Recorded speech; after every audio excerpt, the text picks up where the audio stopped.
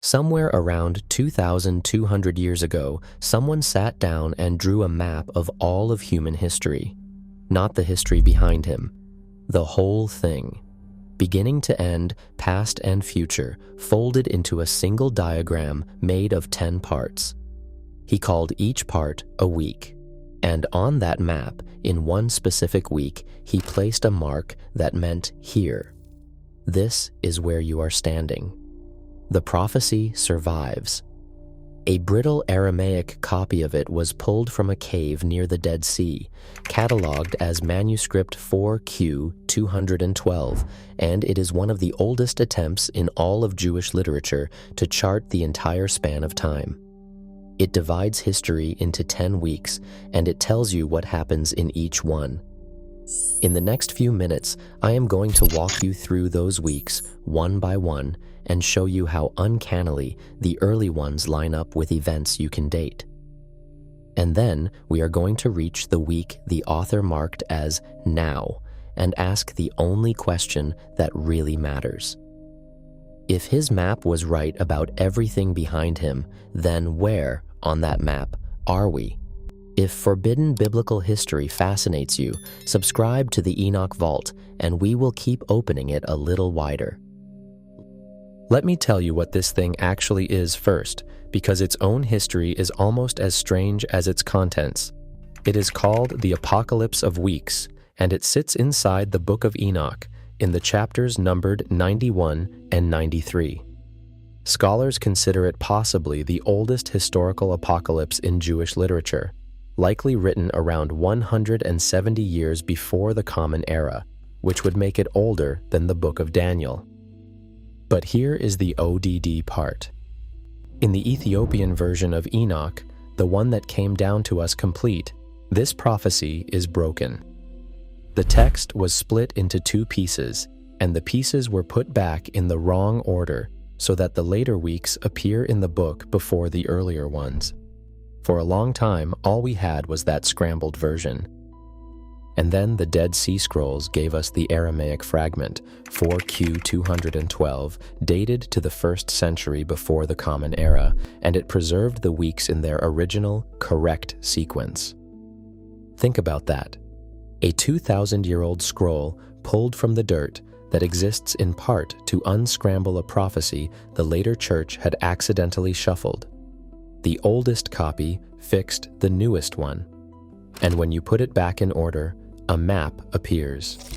So let me walk you along it, and keep one thing in the back of your mind as we go, because it is the whole point. The author drew himself onto this map. At one exact week, he stopped narrating the future and started describing his own present. Watch for the moment the prophecy stops predicting and starts remembering, because that is the week that tells you how to read all the others. It opens at the beginning of everything. The first week belongs to Enoch himself, born, the text says, 7th in that first week, in an age when judgment and righteousness still endure. The world is young and mostly clean. And this is only the first floor, because the descent begins immediately. In the second week, great wickedness rises. Deceit springs up for the first time. And the week ends in what the prophecy calls the first end, a consummation, in which one man alone is saved. You already know who. This is the flood, and the one man is Noah, and out of that catastrophe comes the first law given to a fallen world. So in 2 short strokes, the map has already crossed from creation to the deluge, and it has done it in language you can match, line for line, to Genesis. But watch what happens next, because the map keeps its pace. In the third week, a man is chosen. The text calls him a plant of righteous judgment and says that from him will come a plant of righteousness forever.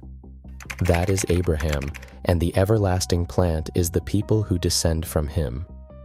In the fourth week, the prophecy says, visions of the holy and righteous are seen, and a law is given for all generations. That is Sinai. That is Moses and the covenant and the commandments meant to last forever. And in the 5th week, a house is built, a house of glory and dominion. That is the temple.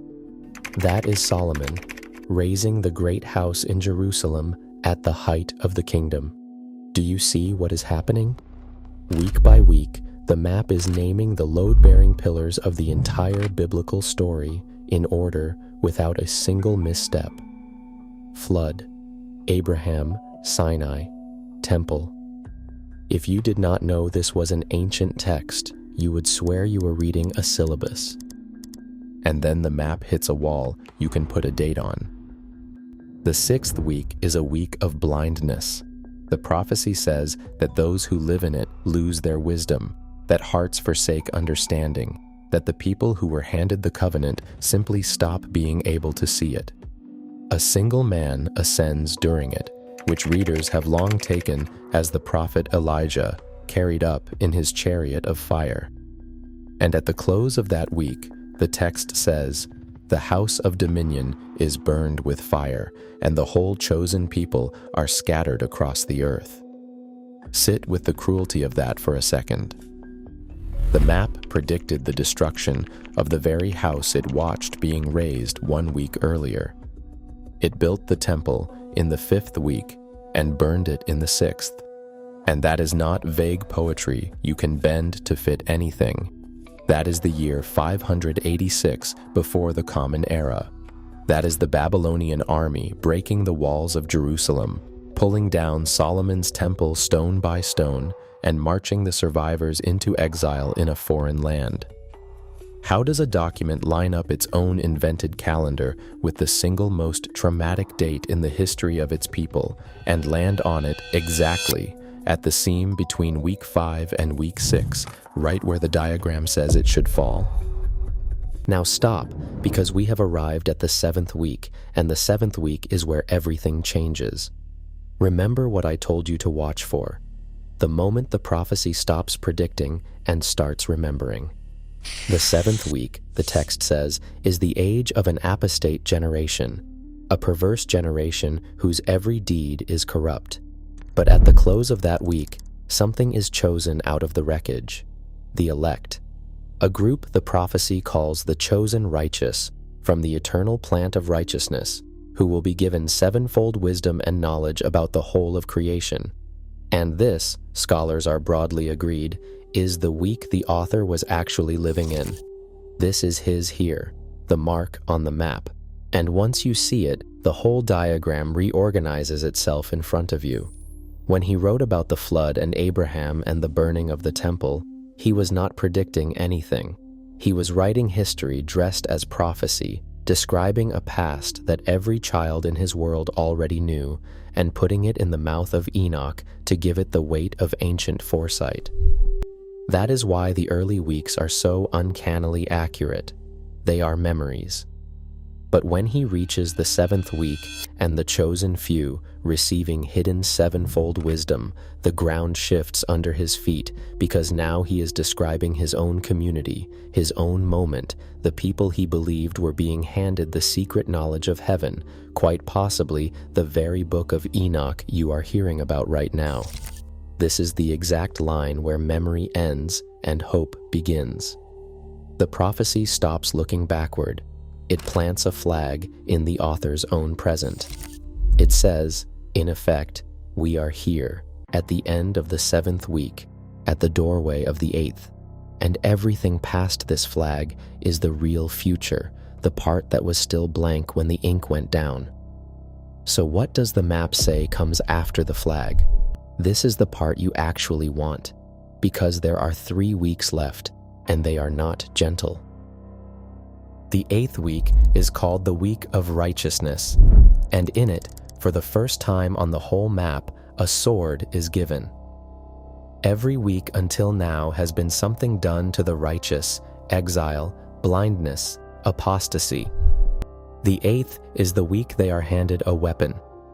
The prophecy says a sword is given to the righteous so that judgment can finally fall on the oppressors, that sinners are delivered into the hands of the just, and that at the end of it a new house is built, a house for the great King, in glory, forever, a temple to replace the one that burned back in the 6th.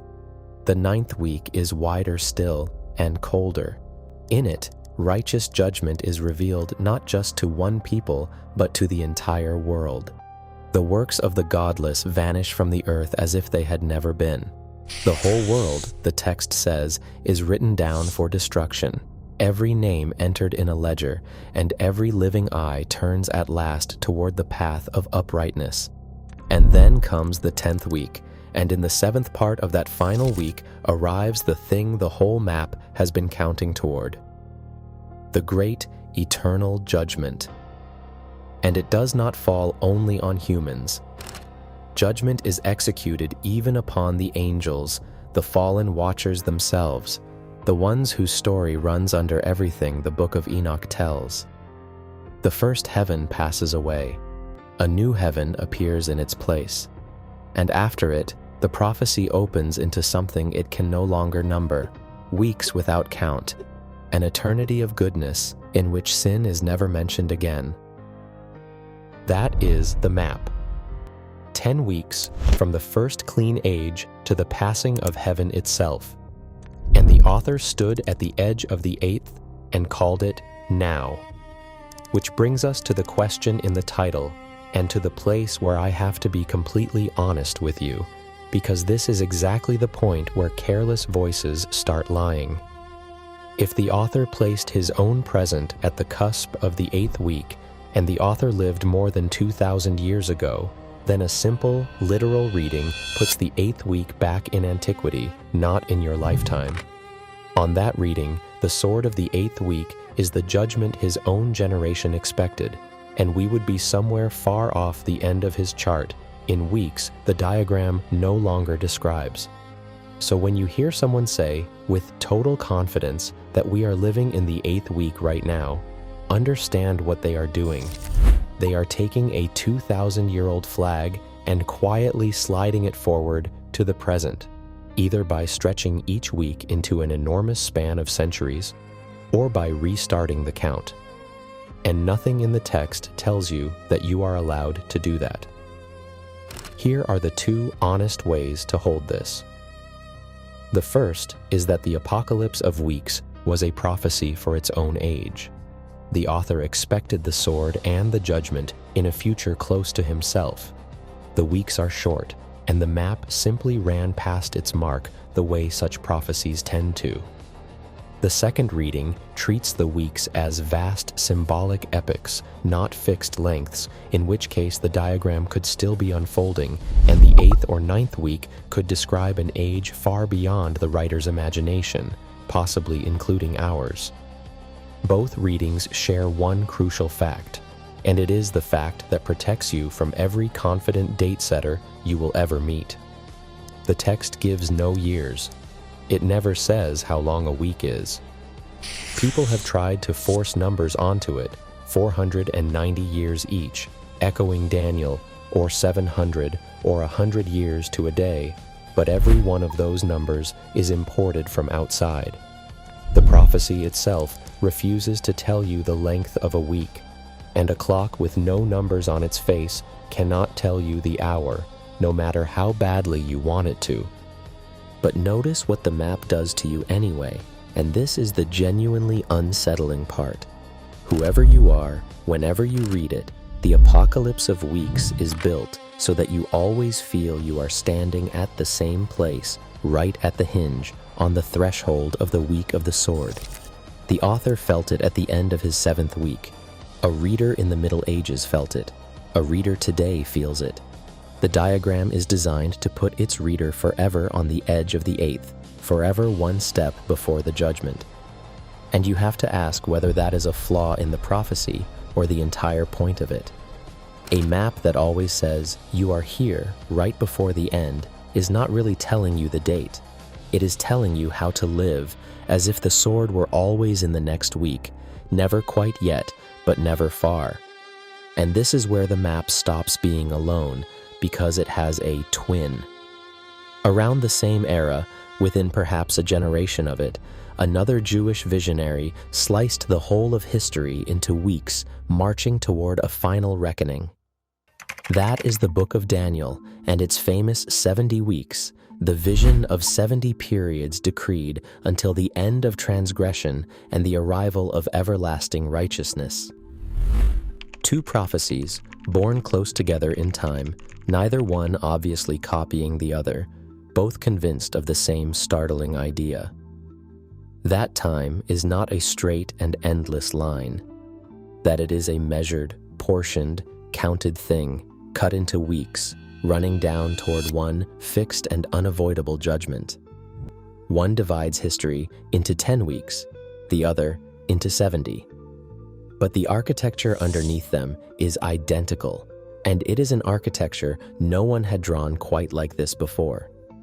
Why did these two ancient imaginations, working separately, both reach for the very same strange machinery, a history chopped into weeks, ticking toward a deadline that only heaven can read on a clock it refuses to show anyone?